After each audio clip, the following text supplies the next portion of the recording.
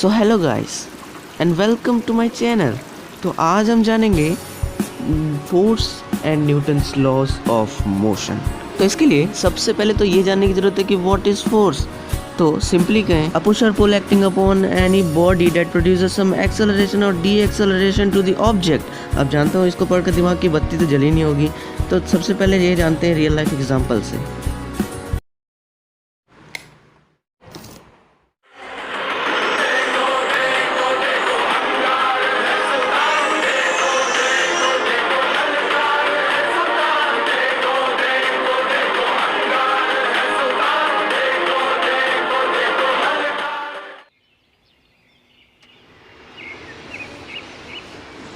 अरे बैग कितना भारी।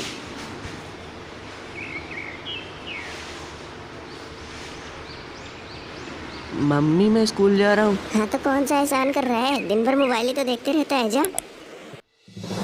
हाँ, तो ये जो दो एग्जाम्पल दिए गए हैं आपके सामने, इनमें से जिन चीज़ों पर आपने ध्यान दिया है वो फोर्स नहीं है, और जिन चीज़ों पर आपने ध्यान नहीं दिया वही फोर्स है। अब देखते हैं कि ज़्यादातर लोगों ने ध्यान किस पर दिया होगा।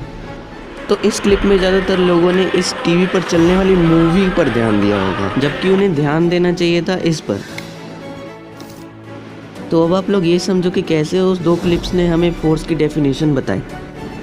अब क्लिप 1 में इस स्विच को दबाया जा रहा है, जिसका मतलब हुआ अ पुश। अब क्लिप नंबर 2 में इस रिमोट को खींचा जा रहा है, और इसका मतलब हो गया अ पुल।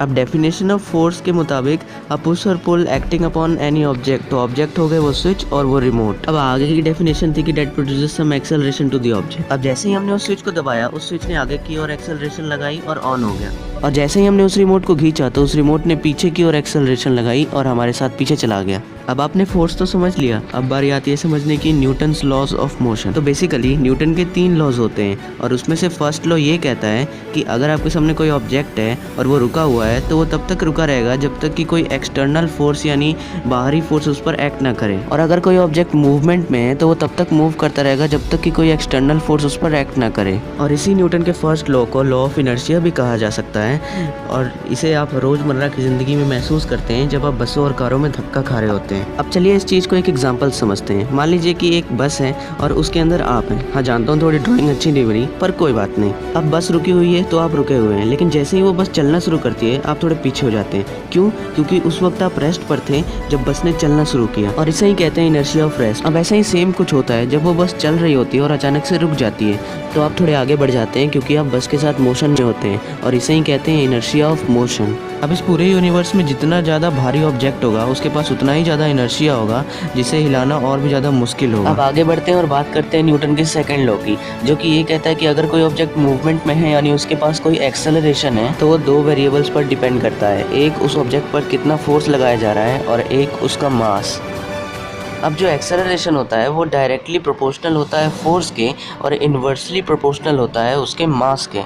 जिसका मतलब ये हुआ कि अगर फोर्स बढ़ेगा तो एक्सेलरेशन भी बढ़ेगा, और अगर फोर्स घटेगा तो एक्सेलरेशन भी घटेगा, पर अगर वही मास बढ़ेगा तो एक्सेलरेशन घटेगा। पर किसी भी ऑब्जेक्ट पर कितना फोर्स लगाया जा रहा है वो हम कैसे निकाल पाएंगे? तो चलिए इसको समझना शुरू करते हैं। अब मान लीजिए कि आपके सामने 2 कार खड़ी हैं जिसका मास m है, और एक कार के आगे आपका फ्रेंड खड़ा है और एक कार के आगे आप खड़े हैं, और वो दोनों कार सेम वेलोसिटी से बढ़ रही हैं। तो इस केस में बताइए किसको ज़्यादा चोट लगेगी, आपको या आपके फ्रेंड को? अब ऑब्वियस सी बात है, दोनों को बराबर चोट लगेगी क्योंकि दोनों कार की मास और वेलोसिटी सेम है। पर अगर वहीं कार की जगह पर ट्रक होती तो ऑब्वियस सी बात है उसका मास भी ज़्यादा होता, और इस केस में अब आपकी फ्रेंड की बजाय आपको चोट ज़्यादा लगती। तो इसका मतलब ये हुआ कि मास और वेलोसिटी में कोई ना कोई तो रिलेशन है, और वो रिलेशन है P = mv, जहाँ P का मतलब मोमेंटम है और mv का मतलब मास इनटू वेलोसिटी। और अब बारी आती है चेंज इन मोमेंटम की, जो कि होता है P final minus P initial.